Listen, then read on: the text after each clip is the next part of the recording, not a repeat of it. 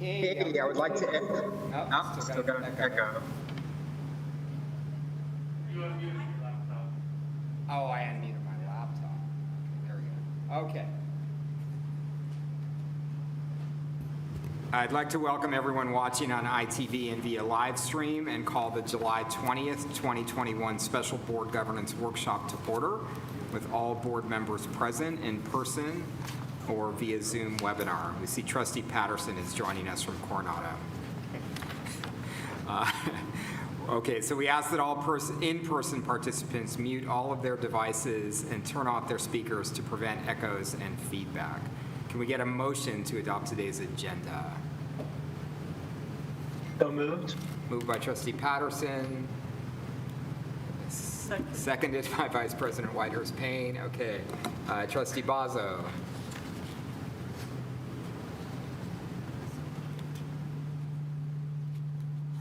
Aye. That's the aye. Trustee McQuarrie. Aye. Trustee Visor. Aye. Trustee Patterson. Aye. Vice President Whitehurst Payne. Aye. And Barrera, aye. Okay, this is a governance meeting of the Board of Education that is conducted in public while the California Department of Public Health and County of San Diego directives prohibiting large public gatherings during the coronavirus outbreak are being relaxed. The Board of Education is accepting public testimony in person and via Zoom webinar for the July 20th, 2021 meeting. Board Bylaw 1025 sets the time limit for public comment on agenda items at 10 minutes per side, pro and con, or 20 minutes total. Speakers will be able to provide testimony at the appropriate time. The list of public speakers is attached to agenda item A3. Speakers are listed and called in the order received. When your name is called, you will be allowed to speak. Please come to the podium or unmute yourself at that time. If you hear your name called and are unable to unmute yourself, we will call the next speaker. Once all speakers have been called for the item, your name will be called again. Please unmute yourself. Zoom does not allow staff to access your personal device to unmute a speaker. If you signed up for a courtesy text reminder, staff will make every attempt to send it to the phone number you have provided in advance of the item being discussed. Please follow along with the agenda so that you know when your item is coming up for discussion. Non-agenda public comment is not accepted for the governance meeting. Okay, we will start with our board governance item A4, and we will turn it over to our great facilitator, Rabbi Lori Koski. Now I'm going to press this one. Yes. I think it's on. It's on. It's got a green. Yeah. Hello, everybody. I'm so happy to see you. I'm muted, but that's right. I should stay muted, correct? Stay muted. I'm so happy to see you in person, some of you, and happy to see you in public. And there is a little feedback. Do we continue with the feedback, or is it not? I think you're. It is general feedback. Yeah, we're here. There's a lot of open mics right now. You are muted on both, so that's good. It's my mic that's giving you some feedback, right? That's right now. There you go. That's better. So everybody can put their head back on, and let's continue again. So for several years, for those of you who I don't know well, Trustee Bazzo as well as Superintendent, I'm so happy to be here with you today, and we have gone over some of the board governance items that we would like to address today. I'm hoping first that our superintendent will give us a few words about what this meeting looks like for you and how you want to utilize this very special time that we have to talk amongst ourselves, right? Amongst ourselves publicly about some of the items that help us work more smoothly as a board together. And so you knew I was going to toss it right to you, and I'd like to do so if you're willing to speak to us.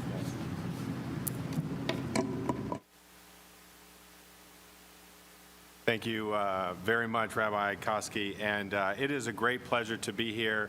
And while a lot of folks don't take this meeting as serious as we do, this is a very critical meeting for us as a team. And you know, when it comes to leading a school district, it is critical for all of us to be on the same page. that we work to conduct ourselves as a cohesive team.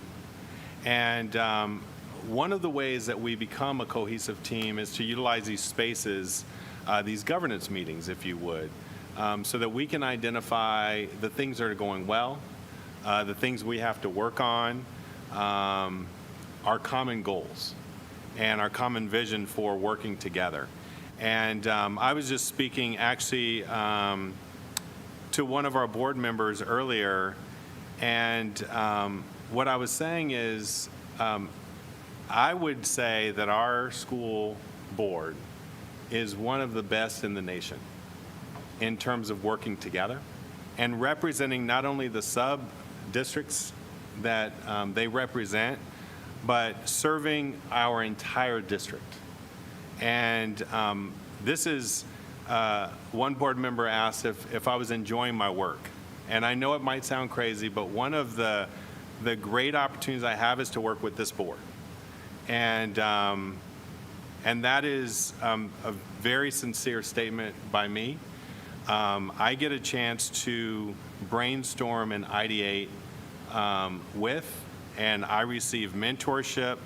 And as a superintendent coming in, transitioning in this role, that really helps. And having the stability of the board is encouraging, and the passion, the goals that I've seen in terms of our Vision 2020 and now leading into 2030, our LCAP, we have incredible work in front of us, and the best way to do that is to continue to be cohesive. And teams have to periodically come together and recalibrate. And as I was talking to Trustee Bazo recently, you know, we're new, and this is a great opportunity for us.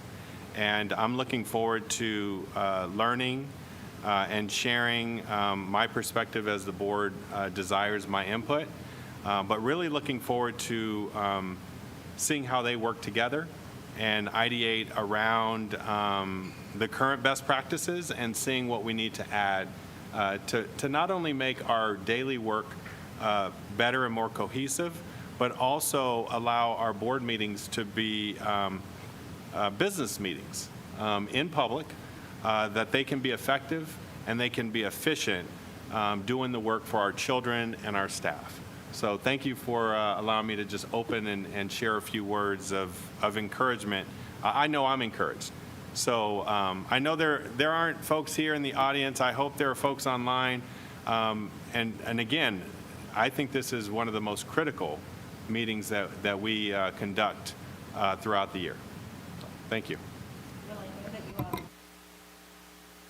I know that you all are very forward-thinking. We've been having these governance meetings now for several years. I've recently mentioned it to people who sit on other school boards, and they have started to initiate their own governance meetings of different school boards in the county because of what you've been doing, and you have, and because they see the way you work together to manage the business of teaching the children of the largest school district in the county of San Diego, and among the largest school districts in the country. And so kudos to all of you. I say that every time, but it's not every group of people that really want to figure out how they talk better to each other and do their business better. So many people come often with their own agendas, and that hasn't been the history of this group, and it still isn't. I didn't recognize you. Also, Trustee Patterson. Before, this is, I think, our second meeting together, as well as Trustee Bazo. And so I look forward to going over the best practices that we have had in the past and some of the ideas that we want to bring up today to discuss as a group to see how we can move them forward in a way that has sort of a group think to it and then group agreements. And that is our goal, to come up with our group agreements. I think that all of you have your best practices that we began, oh my gosh, probably in 2017, was it? Or even earlier than that. There are, which is so exciting to say that there is only 1.25 pages of best practices. We have really worked hard to be efficient, Superintendent. And so if you will see, there are 10 best practices. I'm going to give you just a minute to look through them, recognizing that each of the trustees has come into this process at a certain place. Some of you, there was 0. Some of you, there were 3 best practices. Some of you, there were 7. Some of you, there 8, 9, and now there are 10. And I just want you to have just a minute, if you haven't had it, to go over them. And these are the agreements that were made between you, the trustees, and the superintendent at the time, which was Cindy Martin, and the way that you wanted to conduct yourselves in business according to these 10 principles. And if you want to take a look at them now, because some of the conversations we're going to have today are related to the principles that we have already identified. So it's worth it to familiarize yourselves with what they are again, and some of you may be looking at them for the first time.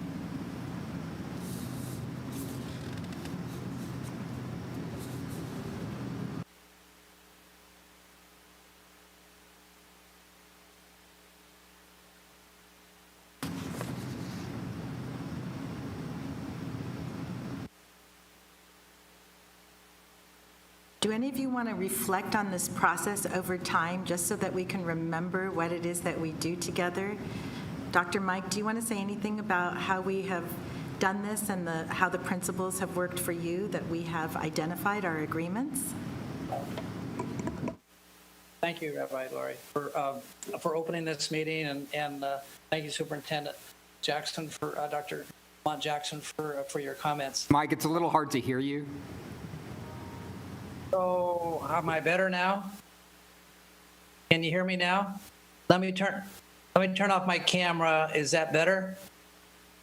So, thank you very much, Dr.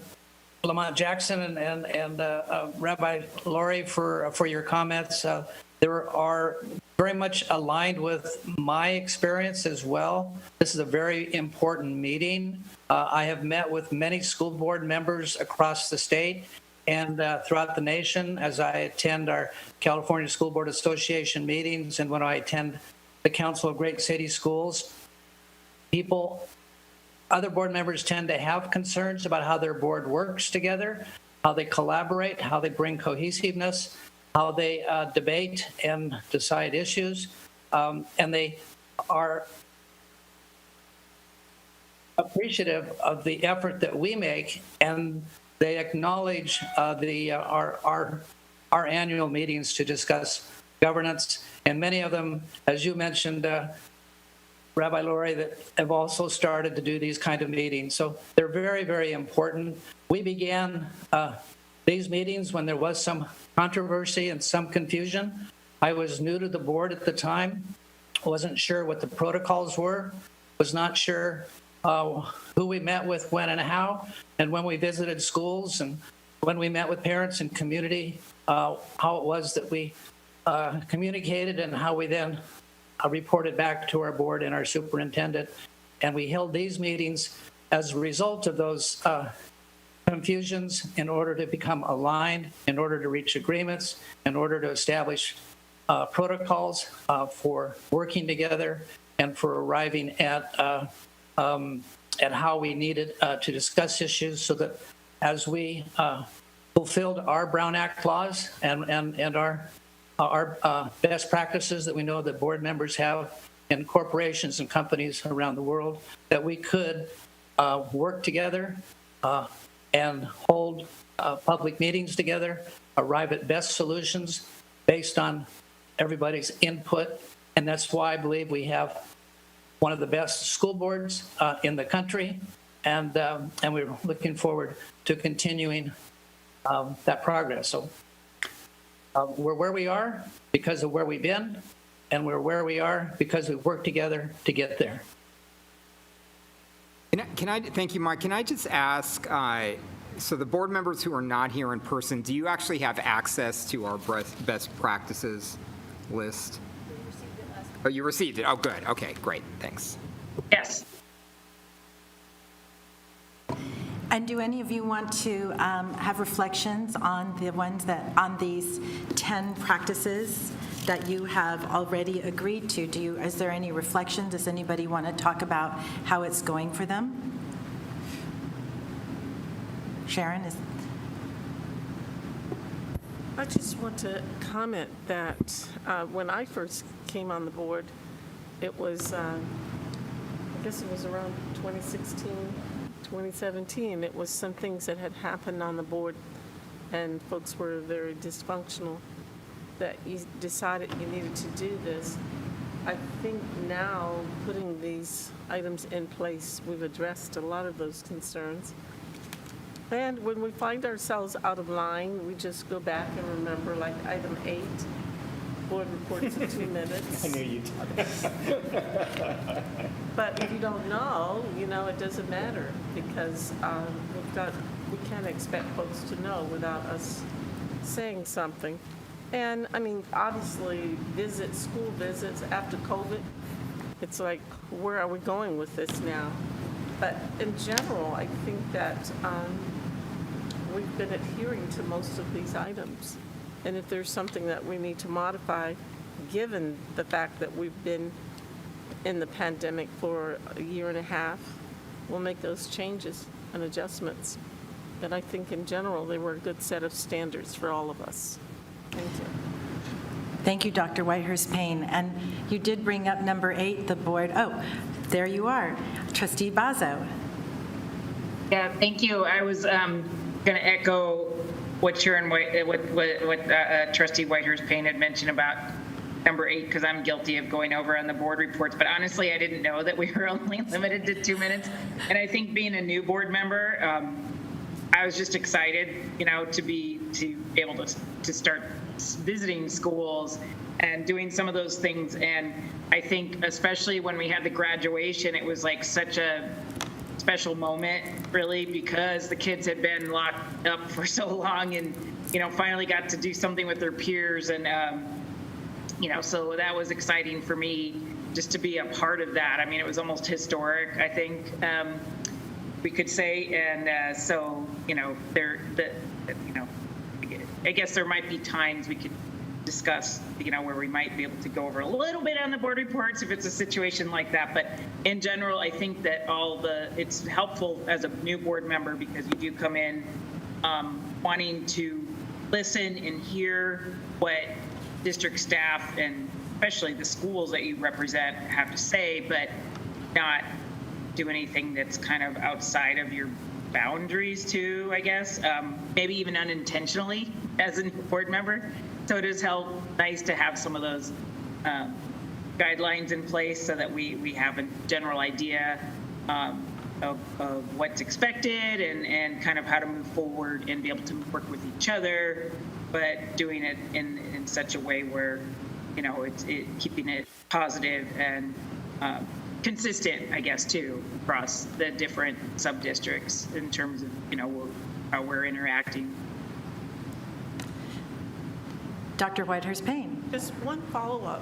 I would like to say that some good can come out of anything, and I want to thank Sabrina for that, because as a result of her giving that lengthy report, I think I commented at the time, and I think we need to think about it perhaps today. Periodically, we can just assign one board member to just give a report, take all 10 minutes, and the rest of us stand down, if you will, so that we can hear it. Because I thought you did a fine job with reporting on all the things in your district. And I know at one point we had Dr. John Lee Evans giving a report on the class of, refresh my memory, was it 2020, yes. Oh, it's already 2021. But he did a report on that, and he would go through that class throughout the years. And that was something that the rest of us would just yield our time and say, John, you take it and talk about that class. So I think something good came from it. And I commend Kevin for the last time. I think he did a good job of reporting on something in his district with a beautiful video clip of what was happening with the new school in Mission Valley. So, thank you. So why don't we talk about that for a minute?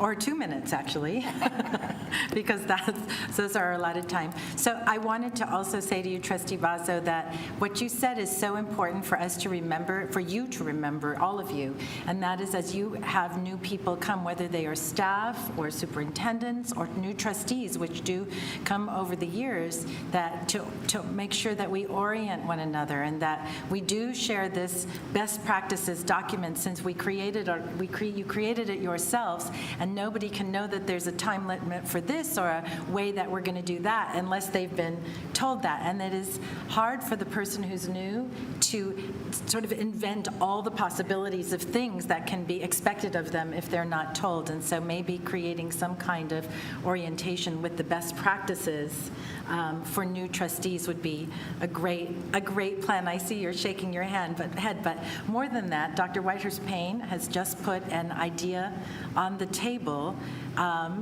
and because there's new members, we have fresh ideas. So can you discuss that and decide what you want to do? Because maybe we would amend best practice number 8 a bit from the conversation you're going to have now. So I'm going to be quiet, and you all are going to make this decision as to how you want to do this. Yeah, I appreciate Dr. Whitehurst-Payne's suggestion, and I think, a simple way that we could do this is we could identify 6 times over the course of the year that a board member would be given, the entire board information report section, and they could choose to say, yes, I want to, give a lengthy report at that meeting, or they could punt and say, no, I don't. But we have, there's plenty of space, I think, over the course of the year to accommodate that, and we could schedule it out so, each board member could know well in advance when their time would be. So I would support that idea. Trustee Vaso? Oh, yeah, I agree with both Richard and Sharon that, yeah, I think that's a good idea, because if we know in advance, because sometimes every 2 weeks you don't know, you don't have a lot of information to share, but you have time to compile, and then that way you can be a little bit more, thoughtful about what you're going to say instead of just kind of throwing stuff out there, and having that information available, or, making a slide or having the video. But I think I agree with that concept. I think that's a good suggestion. And Trustee Patterson? Yeah, definitely. The one challenge I see is regarding when we have issues that come up on the spot that we do want to talk about, which I think can be a challenge.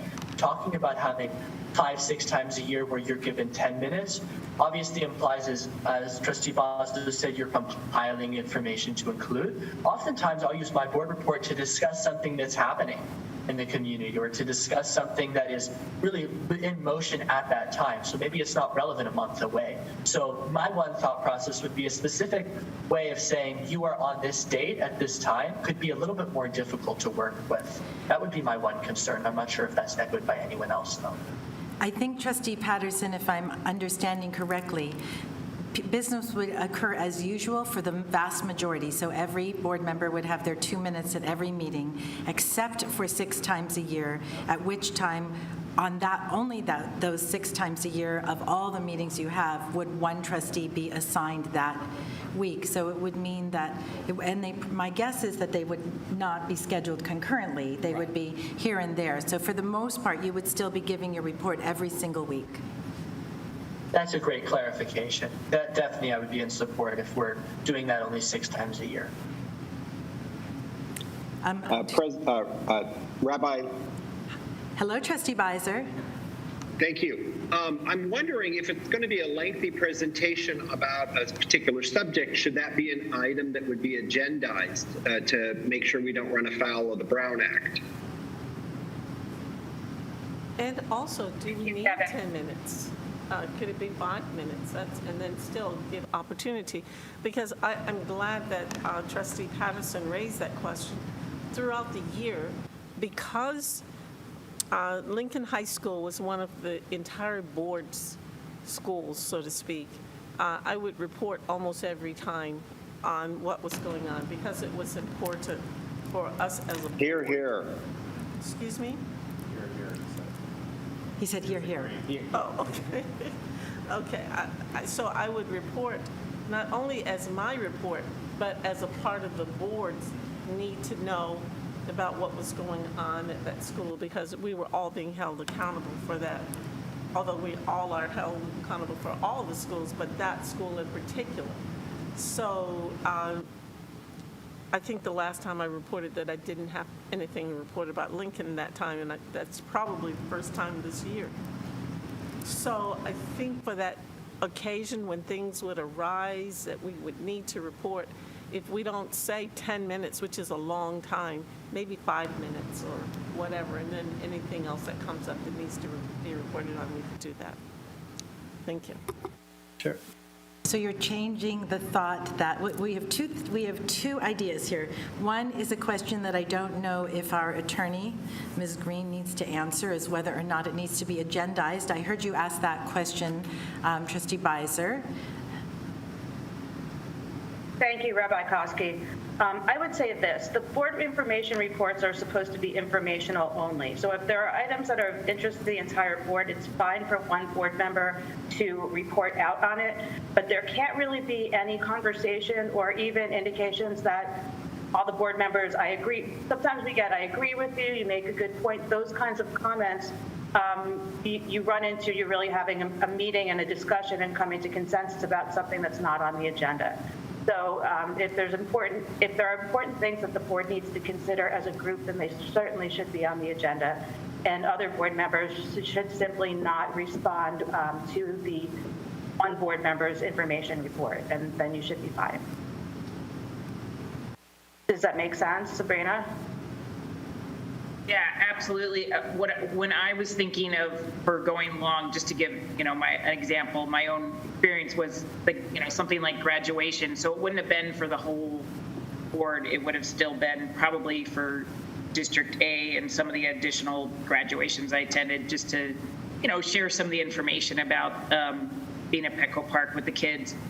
So my intention wasn't to necessarily report out for the whole board, but just to have at times throughout the year there might be something we need a few extra minutes for. So that's why I liked Richard's idea of just the opportunity to be able to do that at certain times a year. But it's not anything that would have been urgent. It would be more like maybe a special occasion, and that happened 4 weeks ago. But it's still something I can share with my allotted time at a later board meeting. So if that makes sense. Makes perfect sense. Dr. Mike. Yeah, a couple of ideas. Sabrina's idea about what she has done, and then Sharon's idea about focusing on a given area.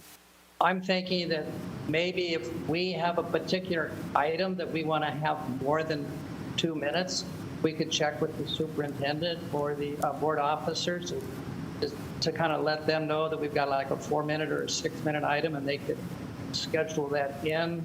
The other idea, what I've done from time to time, is if I knew that an item I wanted to share was also important or connecting to another district, I would ask that person to join with me for combine my 2 minutes with their 2 minutes, and we would do a 4-minute report. So there are a number of ways to make it happen so that we're not just stuck with 2 minutes, as well as it's not going to be a scheduled time that could be interfere with the serendipity or the issue that sort of arises as Board Member Patterson mentioned. Superintendent, do you want to weigh in on this one? Thank you. I guess what I'm hearing is it sounds like the group wants to stick with the 2 minutes. And then if there are periodic opportunities where they need to present, or towards the end of the school year, for example, if we're reporting on graduations or we want an update on construction projects across the district, that could be a longer report by one of the trustees.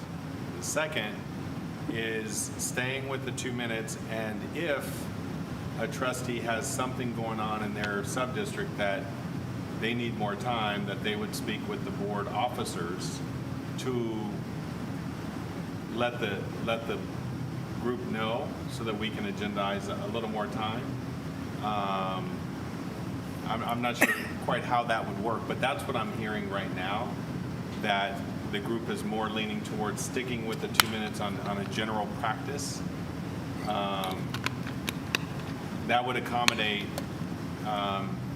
any items that come up from their stakeholders in general in their sub-districts, which makes sense, because it seems like it's more of the exception than the rule.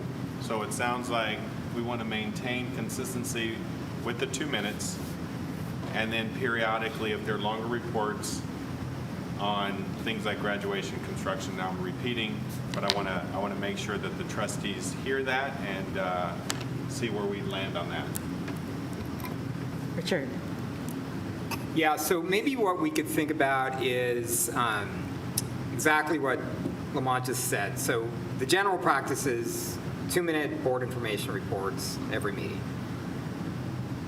If a board member wants to, or feels it's important to share something that's important either to their district or to the district as a whole, they could ask for extra time. I think what I would probably propose is that every board member gets that opportunity once. So you have like your card and you play it. Right? Because otherwise, we could have a situation that, a couple of people are doing that every time. And I think part of the, what could be important about that is you're not just, when you're using your card and you're saying, I want some extra time, at an upcoming meeting, it's because there's something significant, that's happening in your district. It's not just sort of a usual, report and update on things that are happening. There's something big, that's going on in your district, and you want some extra time to describe that. So that seems to, I don't know how people feel about, like, you got your one card that you can play. One card a year. One card a year. Well, not yes. one card in your whole tenure, one card a year. One card a year. That's right.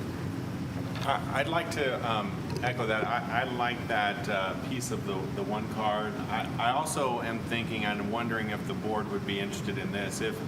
If we feel like we need to report out on construction projects, maybe that is something that I could include in the superintendent's report on behalf of everyone. Or perhaps the end of the year, the graduations, where we highlight, in hopes that we're at Petco, so we're highlighting, we're showing pictures of all of the graduations.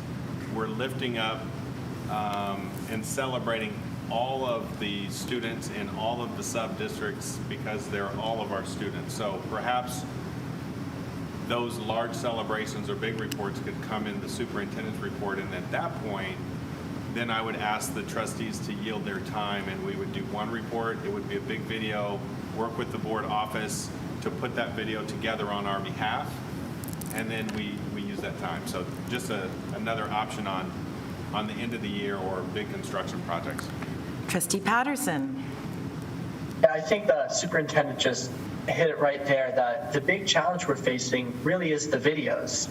The videos are not 2 minutes long, and it's very, very hard to get the videos to be 2 minutes long. So when you're going over, oftentimes it's not because you're speaking, it's because you're playing a video that you worked with communications to create earlier that is simply 3 minutes, 5 minutes, 6 minutes. So I think what the superintendent suggested would be a very good remedy to this situation, because it will allow those videos to stay at the same length, but us to still be within our constraints. Is there consensus? Board members? So we'll add to that best practices, that one time a year, that 2 minutes at every meeting, and one time a year you get to put that card down to ask for additional time, and we haven't said exactly how many minutes that is, but that'll be worked out in accordance with the board officers. I think that's a wonderful result. Trustee Patterson, were you still talking? Should we describe what the card's going to end up looking like? Because obviously that's a very important question to all this as well. No, just kidding.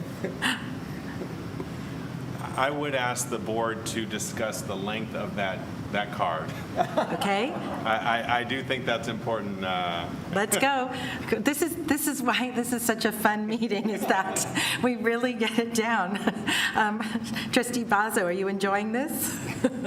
Yes, this is great. I think the length, I don't know if this was mentioned while it's in my head, but since there's 5 of us and we usually get 2 minutes, well, you count Zach and it's 6, but if we said 10 minutes, you know, that like once a year, if up to 10 minutes for our one card, you know, we may not even want that much, but.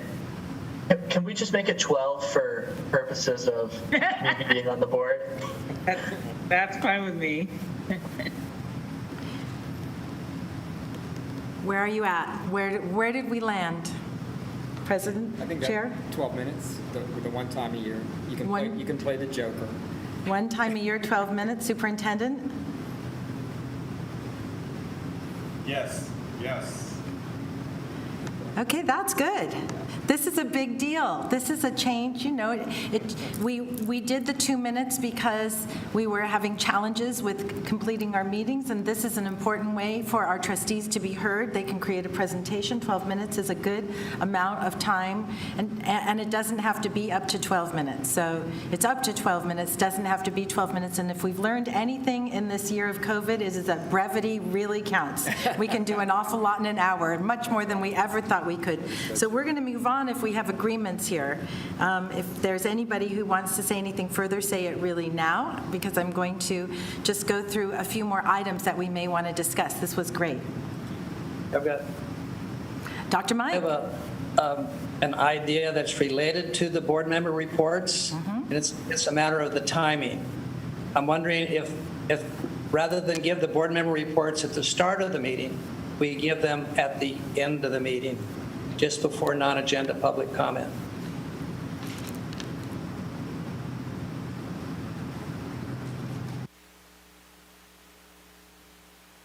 Trustees? Can I hear the rationale? Yeah, I was going to say, what would be the advantage? Or, I mean, I don't know how I feel one way or the other, but I was just wondering what the. I'm thinking it's one way that we could join our community and also to start the board member business earlier, so that the regular business comes first and our comments come at the end. I can see advantages one way or the other. I just wanted to raise the issue as an idea, and I can go either way on it. I just wanted to put it on the table.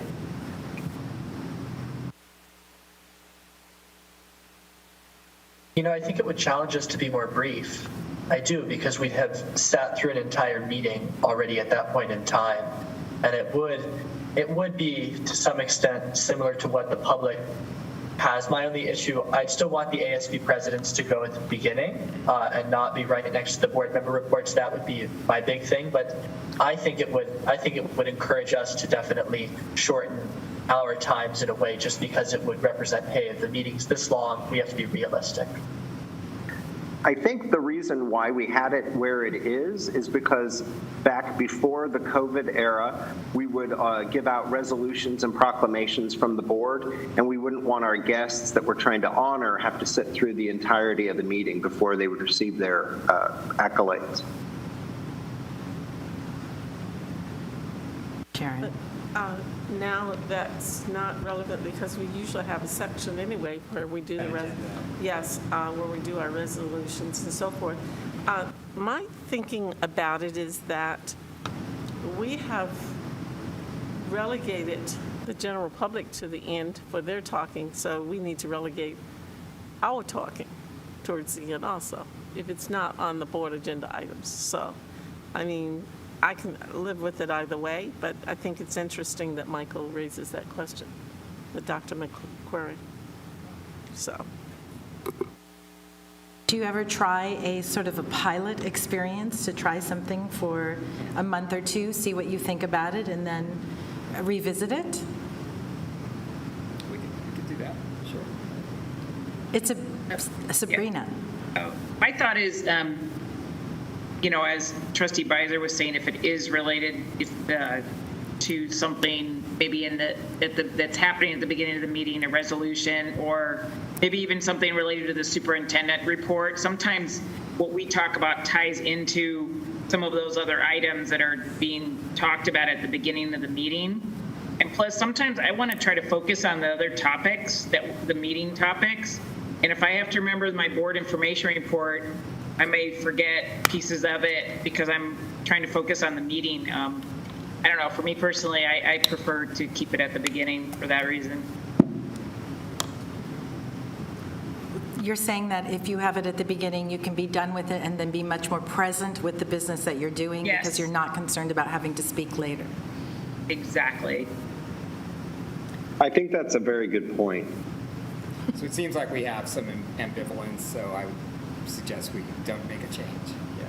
So let's not make a change, but let's be mindful as we're doing it now and that we can revisit that. We meet again in 6 months for board government. Let's put that on our agenda to discuss again. How does that seem to feel? So we will bring that up. Yeah, I'm comfortable with that. I just wanted to raise the issue and want our community to know that that we understand the importance of getting the meeting started, the importance of moving forward with the agenda, and that's why we moved the non-agenda public comments to the end. That I just thought we needed to have a discussion about our role in that and what we could do in support of getting the meeting started. And Thank you, Dr. Mike. So let's move to just a reminder about Brown Act, I believe, and I think that our superintendent might want to be talking to us a bit about group texts. Superintendent Jackson, do you have some thoughts for us? I actually am taking a page out of our general counsel. She's amazing, and I think we've had an experience where there are times when I will need to send information to the board collectively, and this is more of just a reminder that, you know, Ms. Green spoke about this, as long as we don't get into discussions on the text. And so I believe, if I'm correct, Andra, I'm able to send the text out, and that's for information. And at that point, there should be no discussions. If we need to discuss it, it should be agendized, and we should be discussing it. And if it happens to be something that we have to discuss in closed session, it should be agendized and discussed in closed session. Would that be accurate, Andra? Yes, thank you, Dr. Jackson. That's exactly accurate. Oftentimes, even I send out group texts to let people know that things are happening. Responses, if at all, should be limited to "thank you for letting me know," or "way to go" if it's a congratulations. But as a general rule, board members should not respond to group texts, and that's the simple rule to remember. And then you avoid any possibility of a serial meeting. Maybe one thing that could be helpful with that is when the superintendent or Marty or somebody sends out a group text to the board, just put a little note in the group text, we should, not respond to this text. Because I think sometimes what happens, I can think of a specific situation, maybe the one that you're thinking of, Lamont, and I was I responded with an opinion. And, but I think I got the text fairly late at night, and it was a pretty emotional issue. And so you're kind of in that, you want to state your opinion. So I think some language in the group text which reminds us not to do that. Yeah. And this would be texts that come from other staff. So, for example, communications. So we may have our public information officer send something.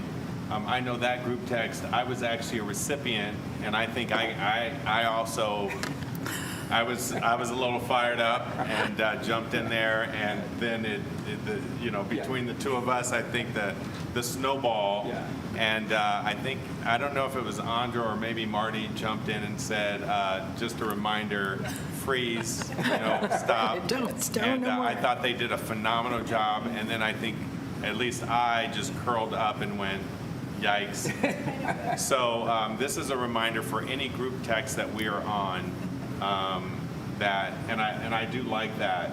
I'll make a note to say, this is a group text. Please respect Brown Act.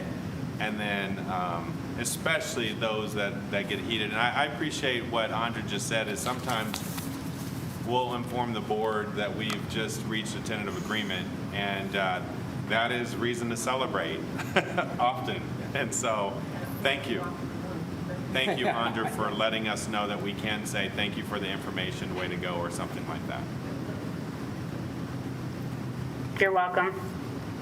And I think that actually brings up, I don't know when the last time we actually did a Brown Act training, Andra, but it may be time to do one again. I can certainly do one. Probably the best time to do it would be at the next board governance workshop, where we can set a special workshop for that. Yeah. As Trustee Bazzo, you came on board during the pandemic, but typically I would hold the training for anyone who was interested and onboarding any new board member, which would include the Brown Act training, and we would do that in person. So I'm happy to do that again at any time. The rules are pretty simple, but it never hurts to be reminded of them, and things change a little bit over the years, so just let me know when you'd like to have that scheduled, and we'll take care of that. You all are so productive today. This is an interesting venue. I think people are happy to be in person and having these kinds of process conversations. So we're moving relatively quickly. I want to look at, so for those of you who did not participate in creating board governance agreements 1 through 10, or 1 through 8 or 1 through 4 or whatever numbers you weren't here for, as you can imagine in this conversation how content-filled it is and how much back and forth there was for every single item of these, much back and forth. And one of the ones that was that we reviewed again and again over a period of years, so every 6 months we looked at it again and again. I think, Marty, tell me if I'm wrong, but it's item 4, and that is the process of how trustees communicate with staff in the district and with the superintendent. And I do want to look at item 4 again together, if that's all right with you, because that is the one that we have sort of worked on the language the most of all of them. That and number 1, we've really worked and reworked those. And so if we could take a look at what that is, and if one of you trustees would like to remind us about what our process is and what our agreements are, either somebody who, any of you, can jump in and be the teacher in this moment of reminding us what we agreed to. And you're all giving me the look because this was hard. We worked hard on this one. I'll jump in. So this is the issue about visiting sites and the communication that we have with folks when we're out at a site. So we know that when we go to visit a site, we're going because we want to learn about the work that's going on at that site on the ground, and we want to build relationships, with the school community. But we also know that our coming to a site can be a source of anxiety for the principal or for the people there. And sometimes that issue, I think, can lead to miscommunication. So we might believe that, we're giving our thoughts or opinions, and the principal or people at a site might believe that we're intending to give them direction. And of course, that's not what we are able to do as individual board members. So what we tried to do is develop a process that clarifies how we visit sites so that we kind of take the awkwardness, or the pressure off of, the people at the school site. And so that's, this process that we've developed, which is when we want to visit a school site, we reach out to the superintendent, we get a visit scheduled, and sometimes the superintendent might say to us,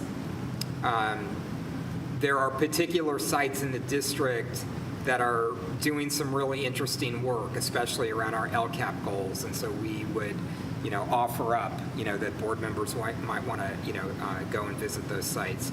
And I think most of the time when I visited a site, I think the area soup at least is there, along as part of that visit. But so that's where this comes from. Yeah. Dr. Whitehurst Payne. Oops. And then Dr. Jackson. To follow up, I think 3 gets at the LCAP piece, Richard.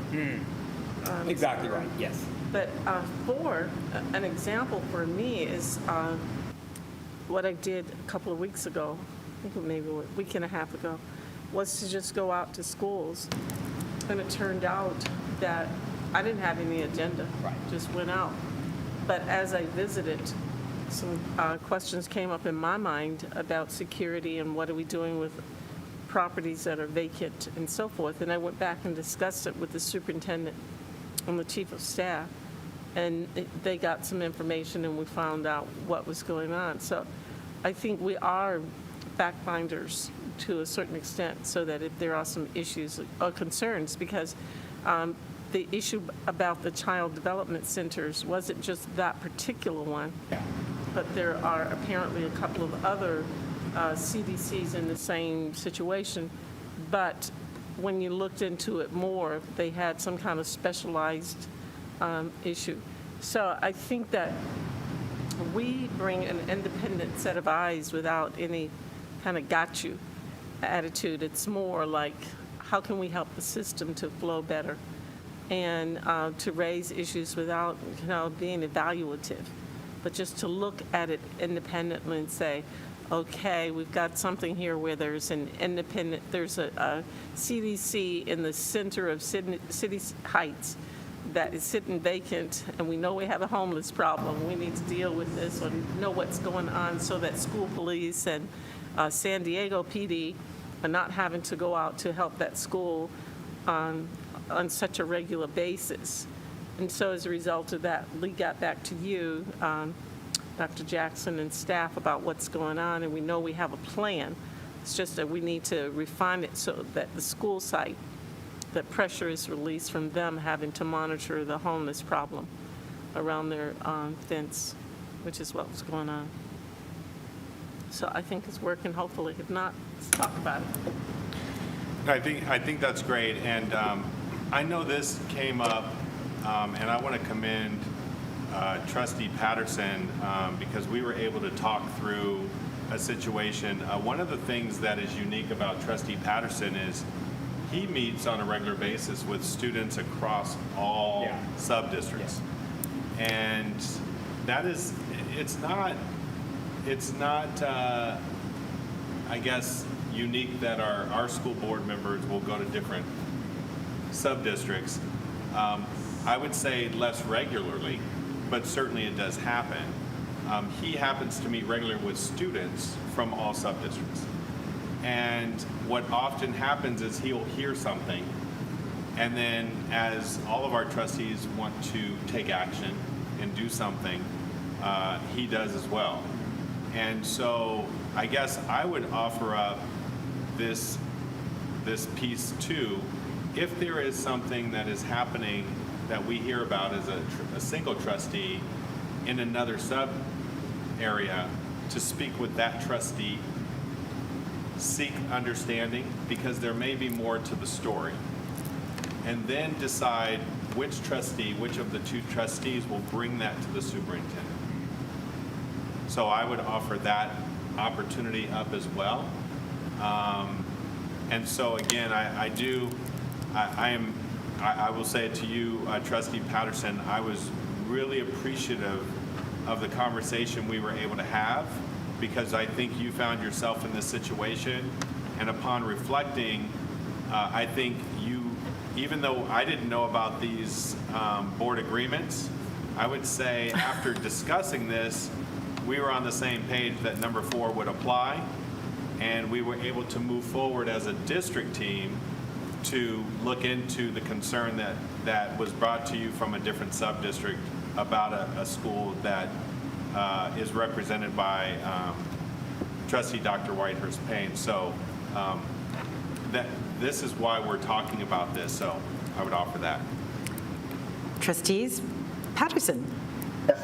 Definitely. And if I'm correct, yeah, actually the solution you're following up, I think if I'm correct, Dr. Whitehurst-Payne, I think I did call you about it, but not based off of board comments. I think I recall we had a conversation about it, definitely. So I think you're completely right, the superintendent, that we did learn something there, and I really appreciate you acknowledging that and seeing how that is an effective practice to communicate with the other board members as you see as you see different topics come about. And just to share again, yeah, as a student, obviously, I'm going to hear that slightly different perspective because I really do solely communicate with students in the work I do, or at least I try to. So that does bring up an interesting situation because I'm an at-large person to some extent for just a specific subgroup of people. So definitely it provides that importance for my necessity to communicate with you all as I see issues in specific areas.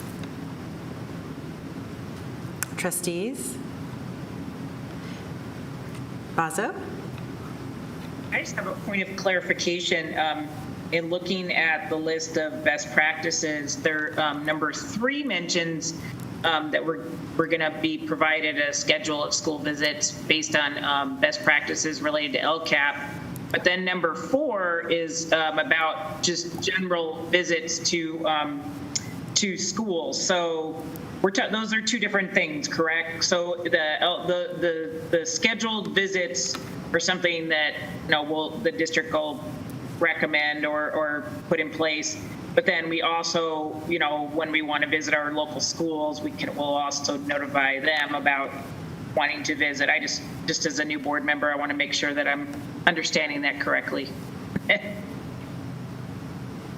Yes, so I could use some clarification on 3, but it makes sense that I would provide a schedule. Now, that could be providing you my schedule and then an open invitation to visit anytime with us, or if there are specific goals, I know we'll be talking about the superintendent's evaluation, specific goals that I want to highlight and I want to invite you, that would apply to number 3. Yeah. And then going to the 4th is you're always open to visit schools. And I guess, I know we talked about Trustee Patterson, but there are times when trustees will visit different schools. I think Vice President Whitehurst-Payne is going to be at a school coming up, I think. Point Loma? Are you doing a Point Loma visit? I think there's a Point Loma visit, for example. Possibly. In this case, let's say she's out there and she comes upon information. I guess my recommendation is to connect with Trustee McQuarrie, have a discussion about who's going to be bringing that to the superintendent for action, or if there's more information. So I guess I use the Trustee Patterson example, but all trustees find themselves in events where they're going to hear things about a different sub-district. So a month from now, yes, a month from now. Sorry. I think I'm joining you, that's why I do. So if I could just get some clarification on 3, and then I hope that clarified number 4 and 3 for you, Trustee Bazo. So board members, would you like to clarify your superintendent? And Yeah, you can, so, yeah. And superintendent, I think you can also, assess this in terms of how it fits with your vision. That's it's an important piece of today is these are how it fits with your vision and how you want to work with your board. Great. I love visits, and I love the board, and I love visiting with the board. So I'm wide open. Okay. As long as we're no more than 3, I think. Yeah, I think or no more than 2. I think 3, again, this is sort of, pre-COVID, but what would happen is we'd get, from the board office, based on the superintendent and chief of staff, would say, look, we've got the following schools where, for instance, we're modeling the, student-centered literacy approach. And here are different times that, we could invite board members out with, staff, to do a visit and kind of see the program in action. But we actually got a schedule. Board members would sign up for which visits that they wanted to go to. Yeah. Thank you, Rabbi Koski. I think that aligns with my vision for how we can move forward. So I think we should maintain 3, and I'll be able to put together a schedule, and then board members can sign up accordingly. That would be fantastic. And 5 sort of goes with the 3. These are, if you look at number 5, that kind of fits with the 3 because the board members have made a commitment to know your goals. Yeah. So they would be expecting you to invite them to join you in the fulfillment of those goals. So those we should probably put those 2 closer together, I think. The same thing, yes. They're divided. Trustees, do you want to, Dr. Whitehead-Payne? Actually, I think you've summed it up accurately. Some of us were very interested, and we talked to the superintendent about, well, what is the program?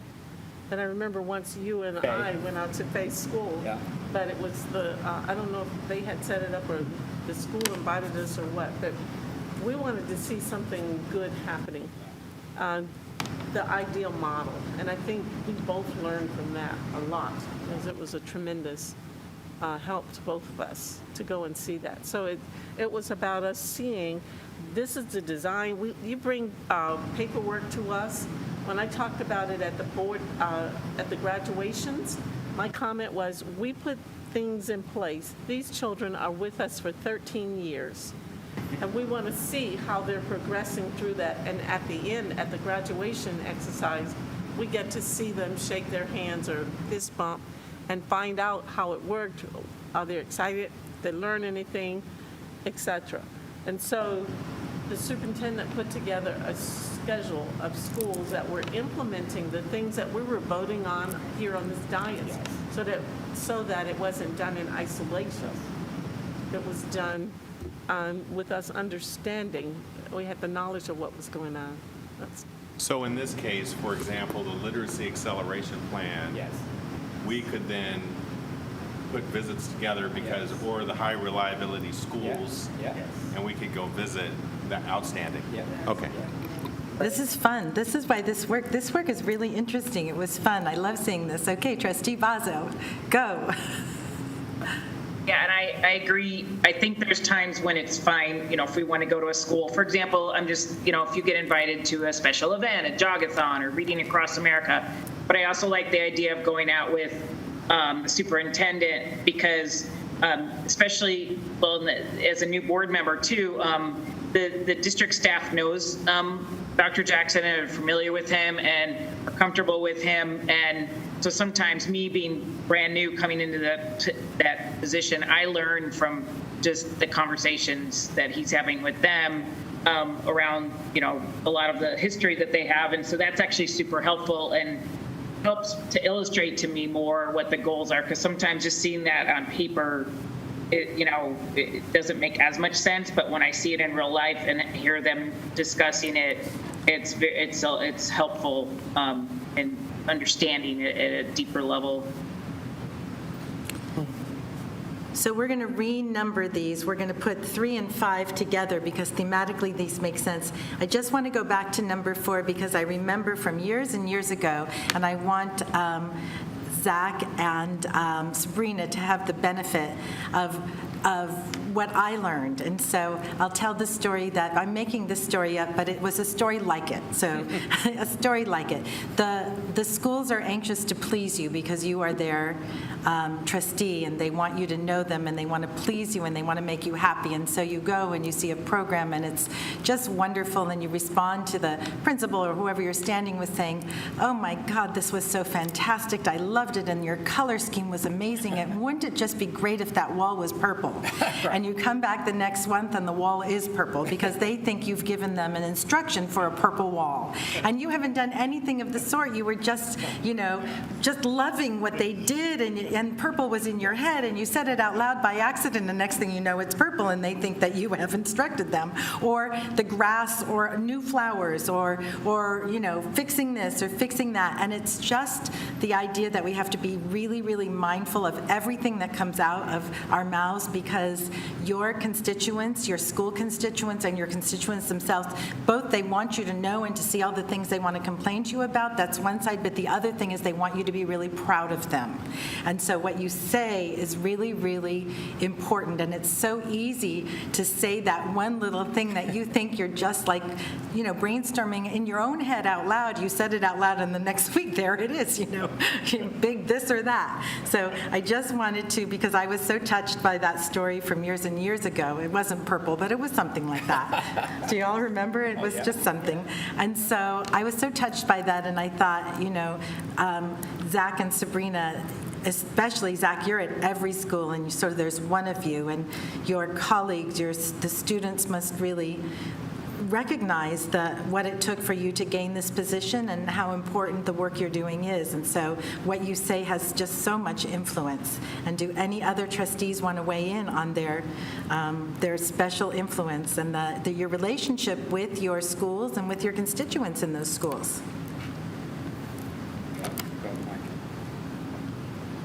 Right. So, Mike, go ahead. Sure. Before COVID, we put this agreement number 3 in place, and I think agreement number 3 allows us to see agreement number 5 in practice. So before COVID, we received a schedule about child-centered coaching and what that was going to look like in language arts classes and what it was going to look like in math classes. And we'd seen students do their presentations at board meetings, amazed at the work that they were displaying and the comments they were making and the excitement they were doing, but it wasn't the same as when we visited the school and saw child-centered coaching taking place, when we saw teachers on their knees with their students in small groups, taking notes and observing. And it was just an amazing piece of work that altered my impression of what supervision was all about, what teachers were all about. Teachers were not in the front of the room lecturing. Even though those students were in small groups, teachers were still standing up and walking around. What I saw with child-centered coaching, teachers were on their knees with their students, looking over their shoulder, listening to their comments, taking notes, and they were interacting in ways that were transforming the educational process. So the fact that I was able to be on those tours and be an unobtrusive observer allowed me to see what was happening, to better understand what we were doing, and I could come back to the board and be a better informed board member and could make more meaningful decisions. So absolutely number 3 works. It allows us to take number 5 and see it in practice. And then I think as the agreement number 4 enables us to move from school to school. And then there's always a way to do that so that we're reporting back to our superintendent and checking with our other board member if we have items to share or concerns that come up. I just want to say another reason that 3, 4, and 5 I think work in terms of putting some structure to our relationships with our schools is that purple wall story goes both ways. Yeah, because I think we've all experienced getting a call from a parent saying, there's a purple wall at my school, and I asked why, and they said because the board did it.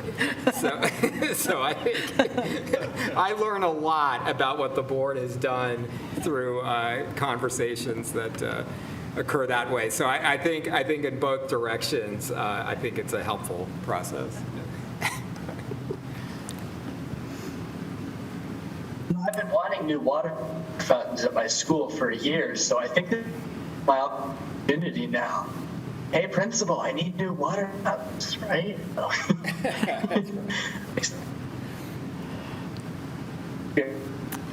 Are we ready to move on from these 3, 4, and 5s? As a student, I don't quite have that. I don't quite have that same whole.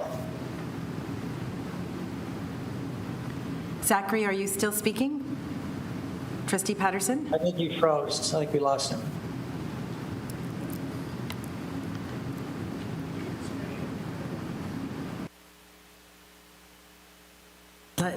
We'll let him finish when he rejoins us. Are you able to hear me right now? Are you able to hear me now? Yes. Okay, there we go. No, I was done. I apologize. Thank you. So let us move on a little bit. We have two more items that we want to really work with today, and one is that this is our first, now that we're all warmed up, this is our first governance conversation with our superintendent, Dr. Jackson. And I was wondering if Dr. Jackson would share his vision for how he sees our meetings and how he wants to see them accomplished. Earlier tonight, this afternoon, we heard him say that these are our business meetings together for the district, and I was hoping you would talk a little bit more to us about it and let us reflect with you on just some of the things you want to share with us. Thank you very much. And I think one of the things that we have done as a board, as I've observed, is we've been very respectful to the community, the folks who come to the board meetings, especially our students. We often have student presentations. We have, as mentioned, proclamations where we're honoring folks. And I think we've done a great job of signaling how important that is.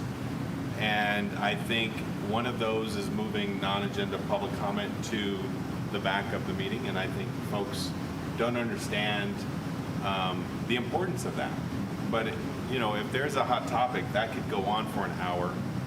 And then if you're doing board reports, superintendent reports, student presentations, what have you, it could be 7:30 at night, 8 o'clock, and then depending on what we have going on, we could have young students here all night long. And that has been a problem for at least my observation. I haven't worked with the board, and I think the board has done a great job of doing some things. Listening to public comment and saying, well, you limit our comments, and then you speak for a long time. And the board has said, hey, we have an agreement now, 2 minutes. And I think we have just been very kind to the public. And I think sometimes the public forgets this is a business meeting. And I think we need to consider and be mindful of how many presentations we're asking for, how many proclamations we're doing and awards we're doing, all in the same meetings. I think we are fresh, we're thoughtful collectively. I think staff is thoughtful when we can minimize the length of presentations. I know I've worked with staff to say 5 to 7 minutes rather than 10 minutes.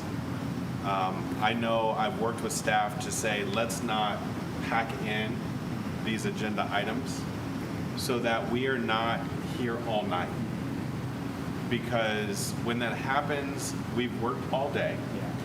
And I'm talking about board trustees. They've worked with communities all day. And then to come and give up their time here, 5 hours, 4 hours, even 3.5 hours seems a bit much for me. That's just my thought. And I've watched over the last few meetings how we can be effective and efficient at the same time.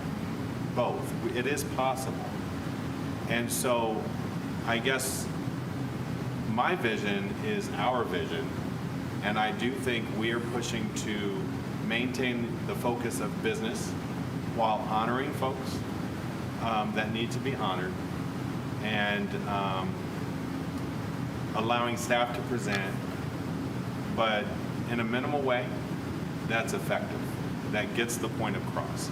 So I would ask the board to have a discussion about what they see the purpose of our board meetings are, and how we can maintain the momentum, I guess, of our last few meetings. And I'm not encouraging us to rush through board items. When I say efficient, meaning getting to the point, taking care of business, and moving on. So that would be something that I would ask the board to discuss. Dr. Whitehurst-Payne? I'm glad you brought that up because I think when the board officers meeting is fairly effective with at least processing how much, how long, ways we can modify it, et cetera. So to me, that's an essential element. It's not something, if you're going to be a board officer, you have to put that time in because it makes the meeting flow smoother as we go through. I think also one of the elements that hopefully will help that we just tried the last time was the phone calls. We had talked earlier at the very beginning of the pandemic. Some of you will recall that we were trying to figure out what to do, and we had talked about having people do a video and send it in, or make a phone call and send in their comments, and it just wound up being, well, just call in. And first, I think we had it in writing, didn't we? And John would sit there, and you all would sit and read it all, and then my eyes would be crossing that time of the night trying to read all of that. Then we moved to having them to come online and do that. But I think now it's getting better each time because, and I suggested, and I own up to it, I said if we needed to get some staff to help call people so that if folks want to say something during the time, we could call them and alert them. Yes, your item is about to come up, and you can now come online and we'll have you to say it yourself. But this has all been an evolutionary process. And I know Reverend Shane Harris thought that he had just come up with the stars, but we had these thoughts way back. And it finally has evolved to the point now where staff is trying it out, of calling people if they want to say something. And we will give them the opportunity to say to us as a board, no, we've got to monitor what's going on here. We don't have time to do that, so we just get somebody to call these folks and tell them your time is coming up. Yes. So, I mean, I think it's flowing better, in my opinion. I don't know. I would echo, and I believe it happens sooner rather than later when we look at officers and the transition of officers. I would say yes, Dr. Whitehurst-Payne. I have found in this role, working with the board officers really helps us as staff get ready for presentations, and we think about the agenda, and that has been an incredible process. And so as we think about new officers, or I don't know what the bylaws say about maintaining officers, but I do think what we're doing right now is very effective and very efficient. Board members. Yeah, I was just going to add, as far as the board meetings, and again, I'm still learning, but I'm sure throughout the year there are certain board meetings that, or certain time, I know that certain times of the year there's more that needs to be discussed. Then there's lulls, because I run. Although I'm new to this board, I've run board meetings for a long time, specifically with physicians, and they like to talk. So I kind of know now which of my board meetings that I run are going to take longer and there's more involved. So maybe I try not to do as much of others. If there's something that we don't need to talk about at that meeting, maybe it can wait till the next meeting. So almost like, and I'm sure you already do that. I'm sure Marty already is very good at this, but looking at the whole year, even in like red flagging the meetings that are going to be already super long, and maybe if there's an additional agenda topic, trying to push that to the next meeting or something. I know, like I said, I do that with my own doctor meetings sometimes, because there's always going to be meetings that you just sometimes can't really help it. They're just going to be longer than others. But if there's a way ahead of time of forecasting that out and maybe trying to spread some things out that maybe could be pushed out to another meeting or so we're looking at it from that perspective too. And like I said, I'm sure you already do a lot of that. But just that's been my experience in working with boards. As I'm looking at the agreements, I think the board has done a great job. I think it's in number 9 where we really can focus on this, where the board officers review the draft agendas, the approximate time of the items, the order of the items. We script it out. So I don't know if what we're talking about falls under this piece, but as I'm learning and reading, I think, wow, this is one of those agreements that we've had. And it's just a reminder to really put the time in, number 9, and that will really help us once we get to our open sessions. I think you were also talking about culture, though. Yes. That you are, when you were saying, I'm sorry, Dr. Whitehurst Payne, do you want to? I was just going to say that at one time I was board president, and I literally had little help because the officer didn't feel like it was necessary to be there. And so it didn't really evolve into a supportive culture. It was just one member carrying that load. But when I say that it needs to be 2 people who are really working, because you catch things. One may not catch something, and you work together as a team. And to Sabrina's point, there's one thing you can say about education. It is very scripted in one sense. We know we have to do the budget at such time, and I mean, we've got to deal with Sacramento and this one, and I mean, it's very prescriptive. So that we don't have to worry about. We look at each item to see, can it slide another week, or do we have to do it now? I think that occurs in a board officers meeting, and that's why it's so essential to have 2 board members in there working, thinking, looking at it from different angles. Thank you. That's super important to remember the commitment that we made as board members, and to take our roles in those commitments very seriously because it in fact matters. Superintendent Jackson, I think you were talking about a board culture, which, and you were talking about the very elongated meetings. I have been on the community member side of those meetings from time to time, where I have participated in elongating meetings, and maybe even a few little protests or supporting celebrations outdoors while you were meeting. Over many, many years. But I think that it is a really good conversation for you all to have together about the culture, the feeling, the essence of how you want your meetings to go. Do you want them to end, if you have a time limit, do you want them to end on time or within 15 minutes of something like that?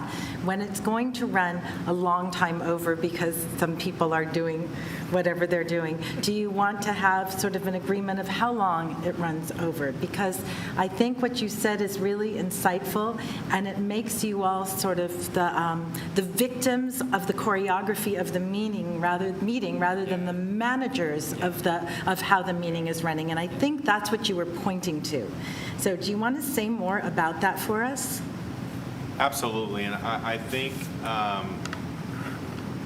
Dr. Whitehurst Payne talked about this, is the partnership of the officers in collaboration with the superintendent is so critical.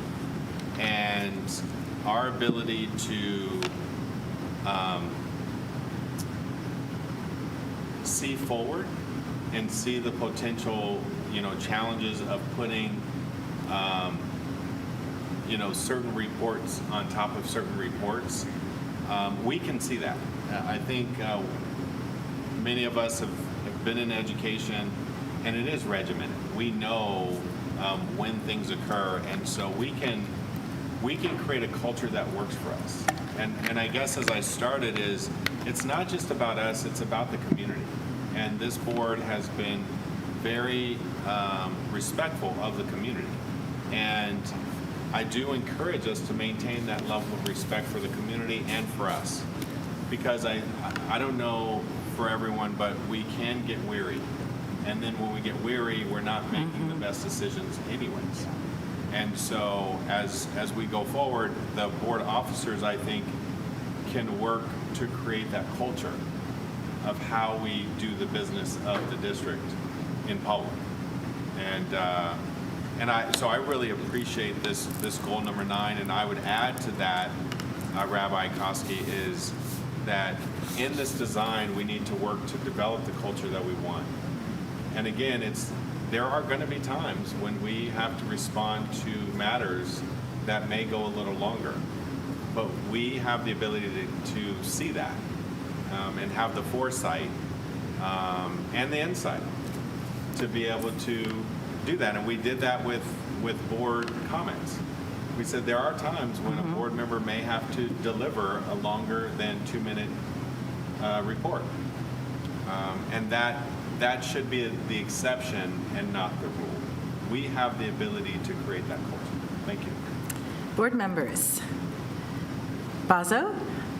I was just going to add that definitely I agree with that. But I think anytime you're dealing with the public and the community, I mean, I've been a volunteer long enough to know that you can try to plan a meeting as well as you can, but there's oftentimes stuff that's going to just come up and delay the meeting, and maybe something you think, oh, this was going to take a really long time, and that doesn't take as long, but then another piece that you think is just going to be really quick, and that ends up taking longer than, other items. So I don't know if that I really have a solution to that part, but I think we, just need to be aware that happens just because it's the nature of, public dealing with the public and community. But we can try to control as much as we can, like you're saying, and prepare ahead of time. But I think still knowing that can't completely control for, for everything, I guess. We're still going to have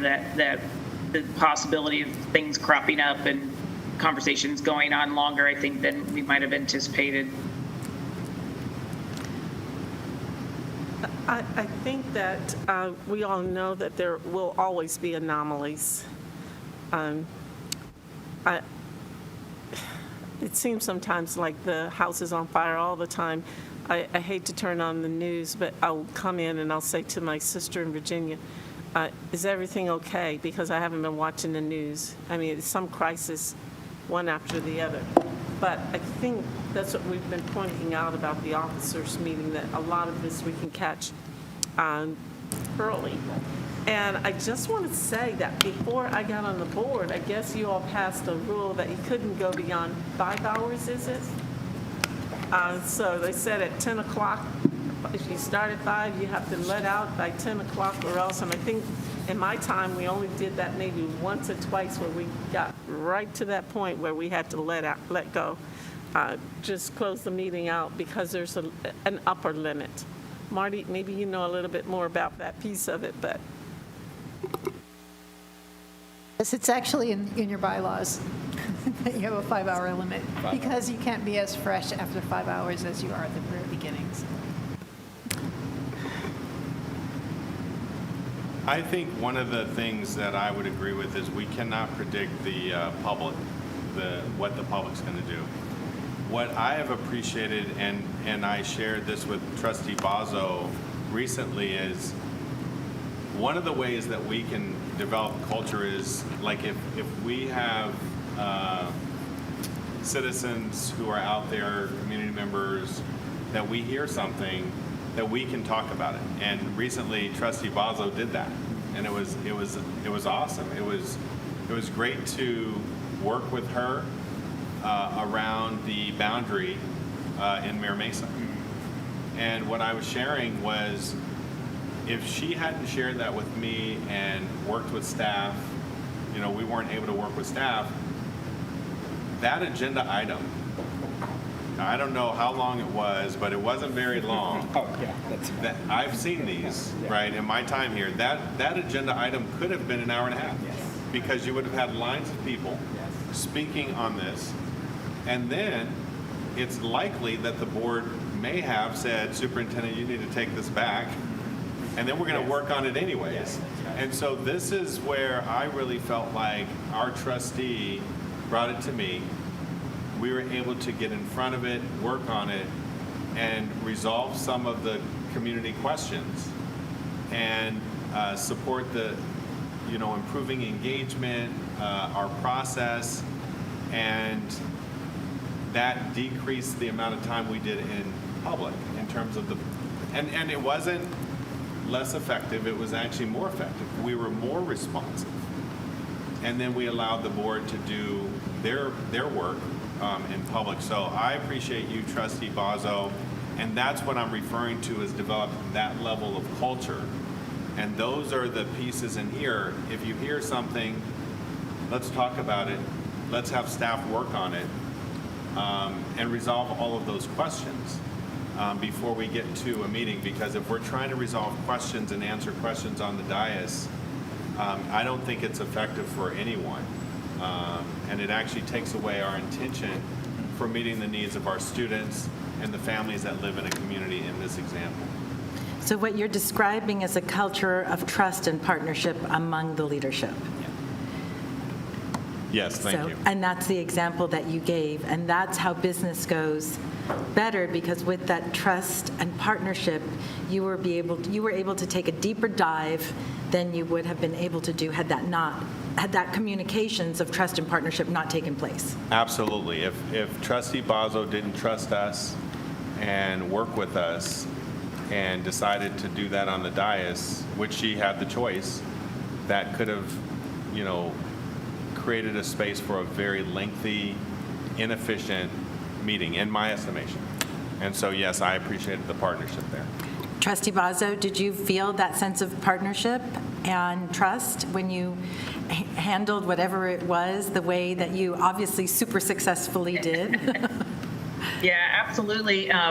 Because as some of you are familiar, when Jonas Salk opened, and this is way before I was on the board, but it got super ugly. I mean, I was in some parent meetings and that was when my kids were luckily already at the high school, but since I was, representing the community and the foundation president at the Mira Mesa High School, at the time, it was bad. So then as soon as I saw boundaries, anything about boundaries, I think I was getting emails from one particular district staff person who was going to be affected, her daughter.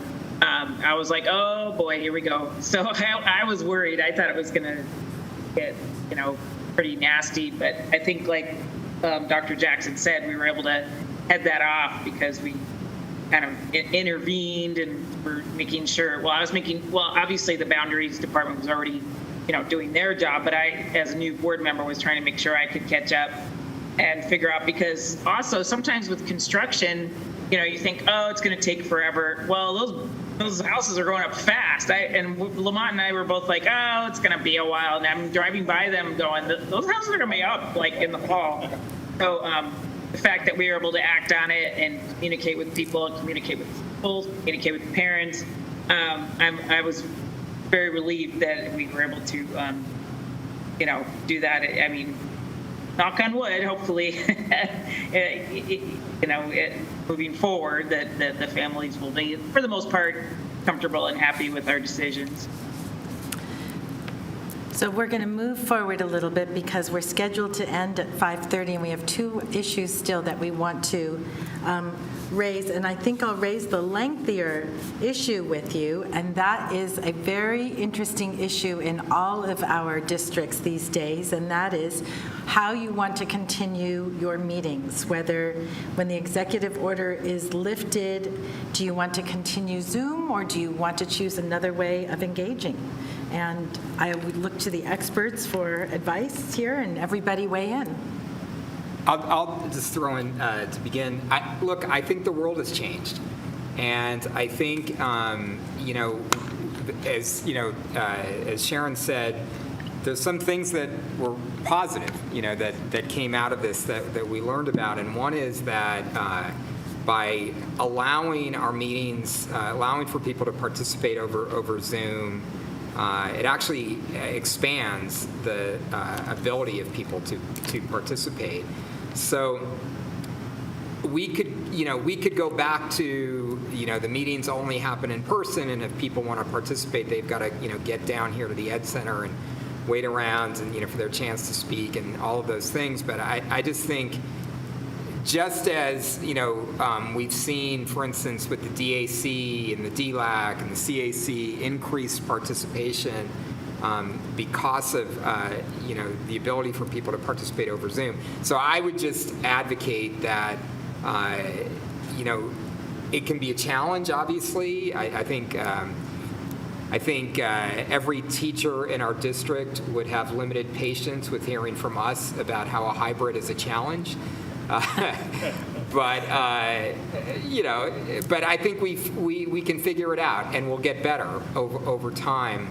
But I think having the opportunity for people to participate in person and over Zoom and, calling in, I just think is the right way to move forward.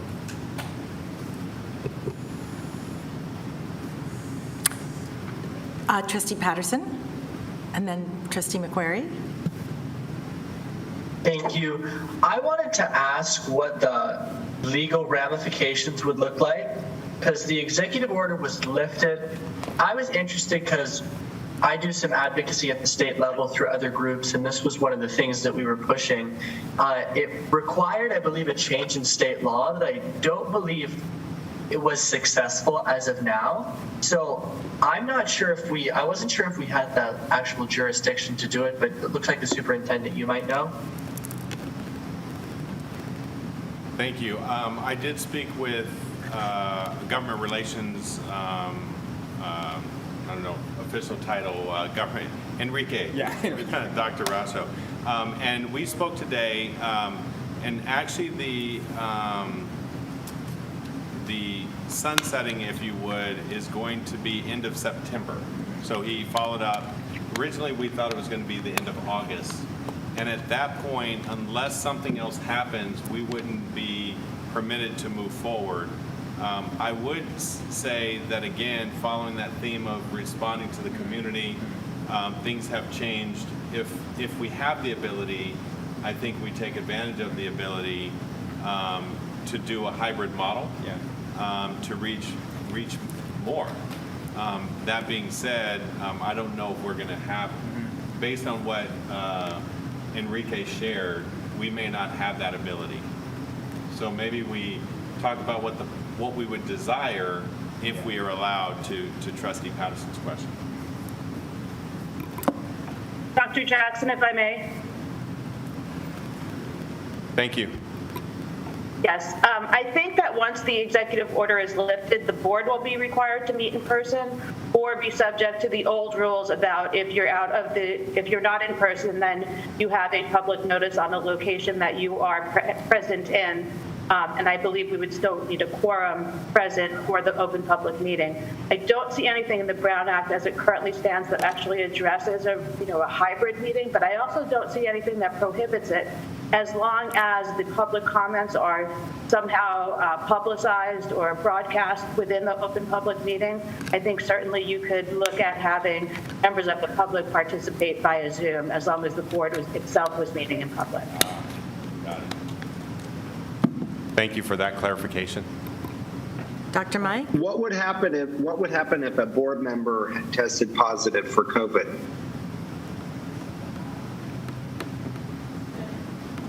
Well, they could attend the meeting from their home and post a notice on the meeting on their door, or they could be absent from the meeting. I think those are two options. I believe the requirement to quarantine will still be in effect, but I can't speak to that specifically. But whatever health orders are in effect, you'd have to comply with, in which case you could attend the meeting remotely. But there's not anything in the executive order or otherwise, once it's lifted in October, that would specifically address this issue, the issue of COVID, and whether someone would use COVID as a reason to attend remotely via Zoom. Dr. Mike. Yeah, I'm in agreement with what President Barrera had stated for much of the same reasons. I think it's expanded our capacity. I think it's allowed us to connect with more families, more people, and not only for our board meetings, but also for our advisory committees. I think we've had increased involvement, increased engagement. I think it's been well received. So I think people are beginning to learn how to work with virtual meetings. I think the hybrid does offer us that opportunity to do the best of both. I believe we do need to see what would be allowed. I would like, maybe we could work with Enrique and with and do see what we could do to change the laws that would allow us to continue hybrid meetings for the very reasons that we've enjoyed them. We've had greater participation, and we've been more effective, and I think that we've had more engagement in our community, and that's what we're all about. Sabrina. Yeah, I would agree with the previous comments in that we don't want to just go back to the status quo. I mean, we want to learn from the pandemic, and I mean, I wasn't comfortable. I'm fairly comfortable in computer, but I've never been in a Zoom meeting before, and now I feel, totally comfortable, as I think, most people are getting to that point who've had to be in meetings. And I think, if we're asking of our schools to learn from the pandemic and engage in, what's going to be the best hybrid of both virtual and live, then we should also be embracing that as a school board and doing the same, and not just going back to, what was before, but trying to, taking this as an opportunity, I guess, to better ourselves and the way that we serve, our families. So all that to say that, yes, I agree that we should try to do something more of a hybrid to, make it easier for people to log on and provide input rather than trying to make everyone have to be in the same room. Andra, did you want to offer something further?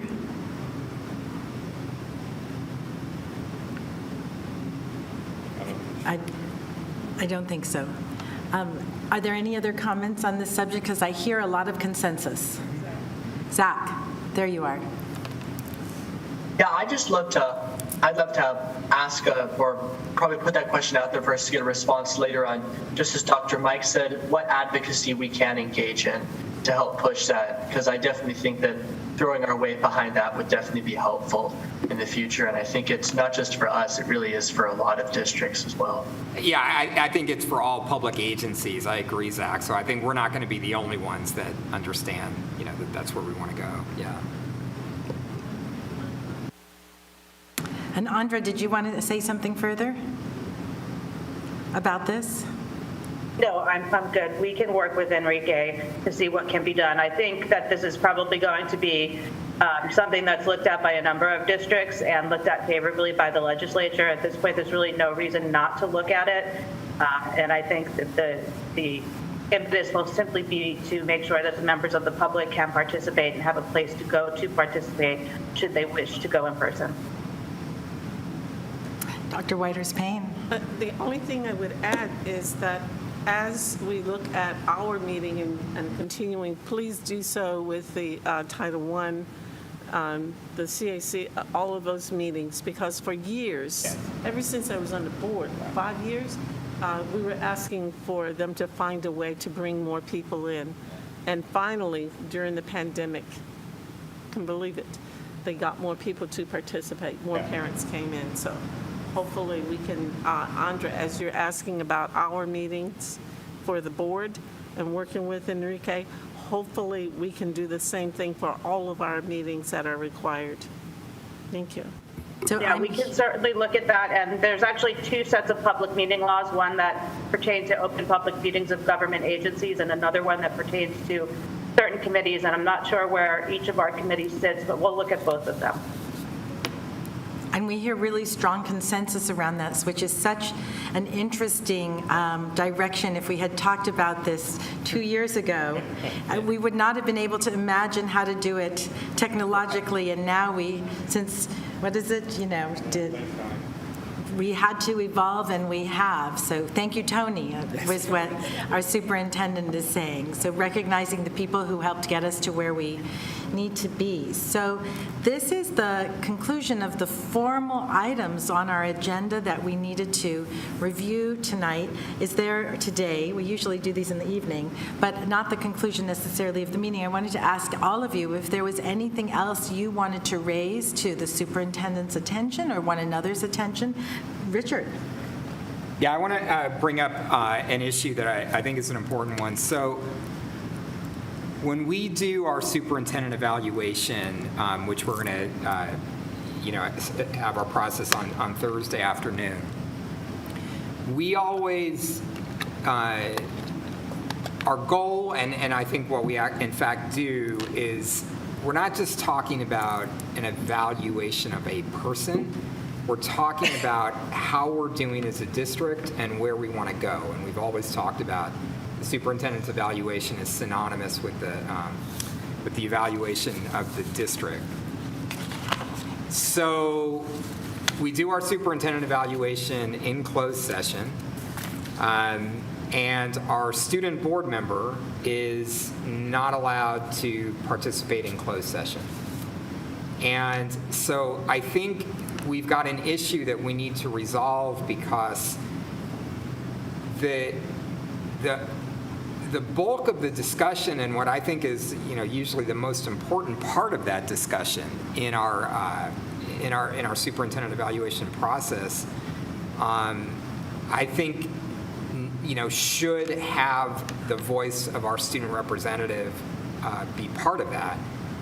Where we're talking about specific issues about specific personnel, I can understand how we need to separate that, but so I would propose that, with Andra's guidance, we find a way for Trustee Patterson to participate in our discussion that begins on Thursday, and that going forward, that we find a way for the student trustee to participate in this conversation around superintendent evaluation as it pertains to the direction of the district, as distinct from specific issues around personnel and staff. So I'll throw that out. I'll second the motion.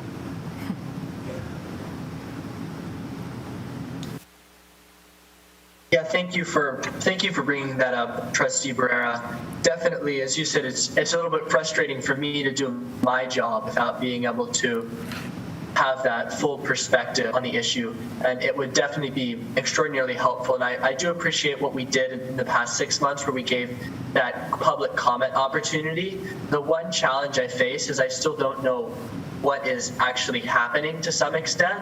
And sometimes being in those discussions and being able to share that voice of students is just so important and critical. And I think that the beauty of Zoom, and specifically for this Thursday, is you can boot me out of the meeting when you're talking about something confidential, and you can move me back in the meeting when it pertains to that. And I know it is a bit of a hassle, but I think it would mean a lot for us to be able to say that I am able to participate, and really not just me, but as I said, the voice of the students that I do represent. Thank you for bringing that forward. Maybe we could ask Andra to give us a little bit of thought on this issue. Sure, and I'd be happy to advise you more specifically. Basically, the exclusion from closed session is in order to protect the personnel rights of the individuals being evaluated, because really if we were just evaluating the district, that would be an open conversation. Yeah. So I think when we evaluate a person, but we're also talking about things that are pertinent, we're going to have to walk a very fine line to protect the personnel rights of whomever's being discussed at the time, I think in a superintendent's evaluation, we might be able to parse out discussions from individuals from perhaps discussions of goals going forward or metrics that have been achieved. I think it'll be something of a dance, but I do think it's probably possible, and I'm happy to continue to think about that and advise you and have you ready for Thursday to try to implement that.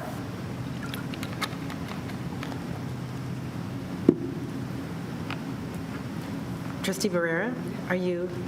Yeah, thank you, Andrea. I just want to make sure that we have open discussion with all the trustees. Yeah, I concur. I think we can go with Andrea's advice. She can move us through the exam, the review of the district, and whenever it goes to personnel, we would then excuse Trustee Patterson, take care of that, and then re-enter him into the room. But I think it's absolutely doable, and I think it's critical that we do that. We might even think about in the future we don't have our other ASB representatives, but I think we could maybe think about opportunities in the future to involve them as well, along with Trustee Patterson. So I'm going to say there that we really should be having those kinds of conversations in open session. Once you bring non-trustees into closed session, it's not really closed. And they don't have a role that they would be able to be privy to that, sort of different than a student board member. And the legislator was very clear of their intent to specifically exclude the student board member from closed session. And I think you do have to be mindful that the purpose of the closed session is a personnel discussion. That said, I think you can have a personnel discussion and parse out the parts that are particularly confidential and allow some discussion. It's going to be a dance. It's not been done before, but I think we can work on it in a way that allows Trustee Patterson for you to feel included, not just feel included, but be included and have, a say in what the goals are going forward. And I would encourage the board as well to bring whatever is discussed in that closed session meeting to an open session meeting, as we always do, to present the superintendent's evaluation and the goals, so that there's no concern that there was a private conversation that was inappropriate. Everything will then be out in the open. Trustees?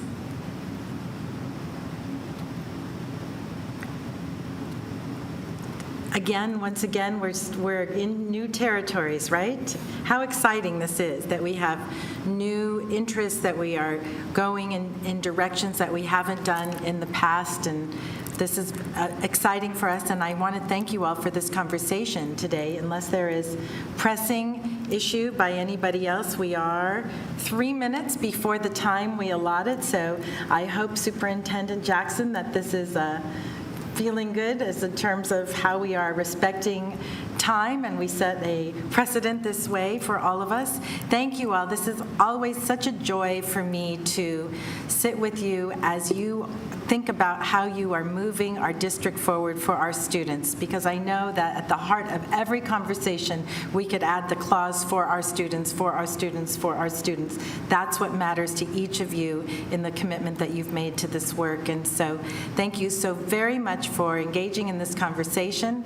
And of course, it's ongoing. This is an open discussion, and we will continue, hopefully together, in a few more months. So if anybody would like to say a last word, please feel free to add it. Thank you, Rabbi. All right, thank you so much, Rabbi, and I think we are adjourned. All right. Thank you so much. Thank you.